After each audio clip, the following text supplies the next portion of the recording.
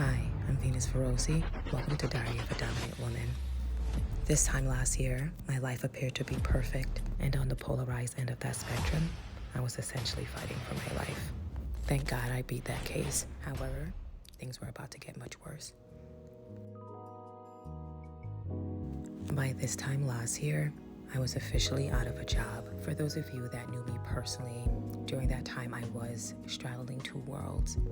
I was living in two places at once, Dallas on the weekends and Minnesota during the week. I was working in Minnesota, developing business, scaling healthcare companies, and by the weekend, I played video vixen.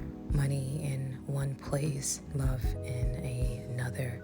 I truly cannot begin to explain how my life was being on a plane 2 to 3 times a week. But I had a community, I had friends. It was never being in a place long enough to experience love, at least in a romantic way. And back in Minnesota, I had power, prestige, privilege, protection, opportunity that doesn't just come out of nowhere like that. In Minnesota, I was living a life where I was right hand to CEOs and multimillionaires. It was playing with my power, growing business in a way that I didn't think that I'd possibly imagine. And by the weekend came, I was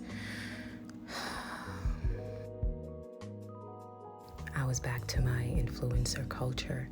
I spent weekends partying, showing up on live sets. Other times I was modeling, playing vixen, maybe acting on another set. My life kind of felt like a dream.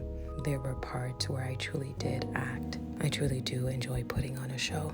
But other times it's realizing show business was the closest to intimacy I'd experienced. Sometimes when you're living a life where you don't truly feel quite seen or heard, being in front of the camera gives you control. You're forced to be seen. You're inevitably heard. Downside to that, people project on you. They idolize you. They put you on a pedestal. And to be honest, I think I loved it. When you're living a life that's quite cold, empty, moments where you're embraced, you become appreciative of those moments where you get to be present, where you get to be held. Even if it's for a moment. Moments like this I truly appreciated because I knew it would only be a matter of time before I had to go back to the cold. Dallas was the closest thing to warmth. It was the only place that truly warmed my heart.